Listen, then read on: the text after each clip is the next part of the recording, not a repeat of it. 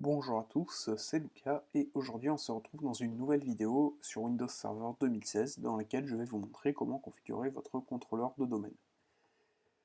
Alors pour pouvoir configurer son contrôleur de domaine, il suffit tout simplement d'installer et bien entendu de configurer le rôle ADDS, donc Active Directory Domain Services, et le rôle DNS, tout simplement parce que ces deux rôles sont liés. Alors, pour installer le rôle ADDS, il suffit tout simplement de se rendre dans le gestionnaire de serveur. Donc pour ça, il suffit d'aller dans le menu démarrer et dans gestionnaire de serveur. Voilà. Ensuite, vous devez aller en haut à droite dans gérer, puis dans ajouter des rôles et fonctionnalités. Voilà, tout simplement. Ensuite, il vous suffit de cliquer sur suivant, de cocher installation basée sur un rôle ou une fonctionnalité. C'est coché de base normalement. Vous faites suivant. Ensuite, vous sélectionnez votre serveur. Donc, moi j'en ai qu'un, donc je vais prendre celui-là. Vous faites suivant. Et là, vous voici dans la liste des rôles à installer, enfin que vous pouvez installer. Comme vous pouvez le voir, il y en a pas mal. Mais aujourd'hui, on va s'intéresser au serveur DNS. Donc, il me dit d'ajouter des fonctionnalités, donc je vais le faire. Et au service ADDS. Encore une fois, il me propose d'ajouter des fonctionnalités et je le fais. Et ensuite, une fois que vous avez coché donc, DNS et service ADDS, vous faites tout simplement suivant. Là, si vous voulez ajouter d'autres fonctionnalités, vous pouvez le faire. Normalement, il n'y a pas besoin. Vous faites encore une fois suivant. Vous appuyez sur suivant et suivant. Et vous avez le choix de redémarrer automatiquement le serveur s'il y a besoin. Et ensuite, vous faites installer. Et voilà, comme vous pouvez le voir, l'installation a démarré. Vous pouvez fermer cette fenêtre parce que vous pouvez voir la progression en haut à droite dans le petit drapeau de notification. Et ce que je vous propose, c'est de se retrouver une fois que l'installation est terminée. Et voilà, l'installation est terminée. Comme vous pouvez le voir, il y a un petit triangle qui vous informe que vous devez configurer le rôle que vous venez d'installer. Donc pour cela, il suffit de cliquer sur promouvoir ce serveur en contrôleur de domaine, pardon. Et nous voici dans la configuration du contrôleur de domaine.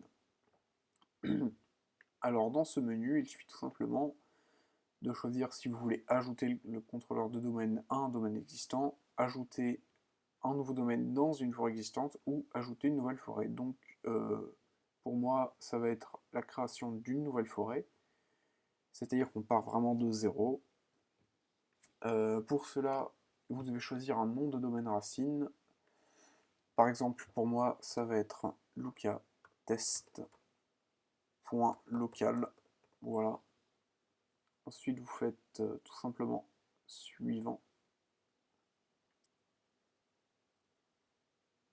Comme vous pouvez le voir, ça peut prendre un peu de temps à configurer, hein.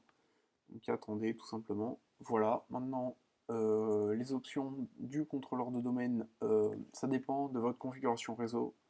Si par exemple vous avez des, vous voyez, niveau fonctionnel de la forêt et niveau fonctionnel du domaine, vous choisissez en fonction de ce que vous avez comme serveur. Si par exemple vous avez des vieux serveurs sous Windows Server 2008, mettez le niveau fonctionnel en 2008, sinon, ou en 2012 en fonction de ce que vous avez, mais si c'est votre serveur principal et que vous n'avez pas d'autre système que Windows Server 2016, et ben laissez tout simplement en Windows Server 2016. En dessous également, je vous conseille de laisser comme c'est. Étant donné que c'est votre serveur principal, vous ne cochez pas le RODC. Alors ensuite, ce mot de passe, c'est le mot de passe qui va vous permettre de restaurer tous les services d'annuaire, donc tout ce qui est session et ordinateur qui sont assignés à votre domaine. Donc mettez un mot de passe assez fort, mais gardez-le bien, parce qu'il vous sera utile en cas de restauration du domaine. Voilà, donc moi je mets le mot de passe, vous pouvez faire suivant. Alors voilà, il vous demande si vous voulez créer ou non une délégation DNS. Alors, on me dit que c'est impossible, donc vous faites tout simplement suivant.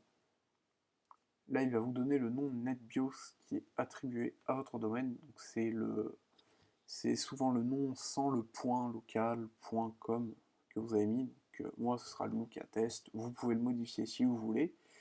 Et grâce à ce nom NetBIOS, vous pourrez vous connecter à votre domaine en mettant par exemple Lucatest anti-slash le nom de votre session ou alors le nom de votre session @lucatest.local par exemple. C'est deux manières de vous connecter au domaine. Ensuite, vous faites suivant si le nom vous convient.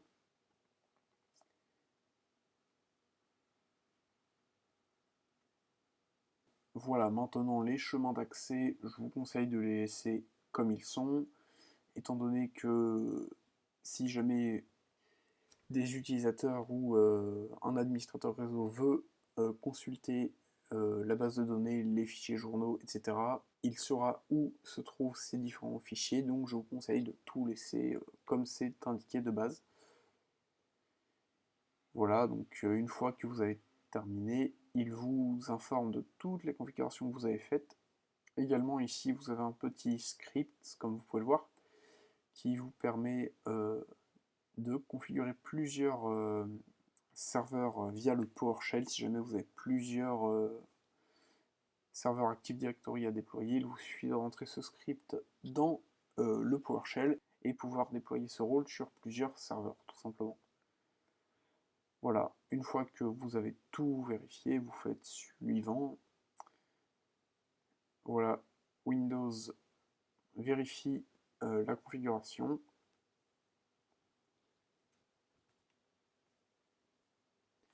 Et voilà, donc toutes les vérifications ont donné satisfaction, comme vous pouvez le voir. Comme vous pouvez le voir également, il indique qu'il y a des erreurs, mais ce n'est pas des erreurs, c'est tout simplement qu'il pourrait y avoir des conflits avec Windows NT, comme vous pouvez le voir. Étant donné que vous avez configuré votre serveur enfin votre forêt en niveau fonctionnel Windows Server 2016, bien entendu Windows NT ne sera pas compatible. Et il vous dit également, encore une fois, que nous ne pouvons pas créer de délégation DNS pour ce serveur étant donné que la zone principale n'est pas trouvable. Est introuvable plutôt. Donc une fois que vous avez tout vérifié, il vous suffit de cliquer sur installer et voilà, l'installation va se lancer. Et donc on se retrouve tout de suite après. Et voilà, comme vous pouvez le voir, l'installation est terminée. Windows nous informe que l'ordinateur va redémarrer étant donné que les services ont été installés. Donc vous pouvez fermer cette fenêtre et ben, elle se ferme toute seule parce que l'ordinateur redémarre. On se retrouve tout de suite après pour conclure cette vidéo. Et voilà, après un redémarrage du serveur, nous pouvons enfin voir que le serveur est connecté au domaine parce que comme vous pouvez le voir, il y a le nom du domaine / votre nom d'utilisateur. Donc on va déverrouiller tout simplement Windows et se retrouver sur le bureau. Et là, comme vous pouvez le voir dans le gestionnaire de serveur, il nous est bien indiqué que ADDS et le DNS ont été correctement installés et du coup configurés. Donc c'était tout pour cette vidéo. Si elle vous a plu, n'hésitez pas à vous abonner à la chaîne pour ne pas manquer les autres vidéos. Et on se retrouve très vite dans une prochaine vidéo où je vais vous montrer comment gérer les utilisateurs et les ordinateurs dans Active Directory.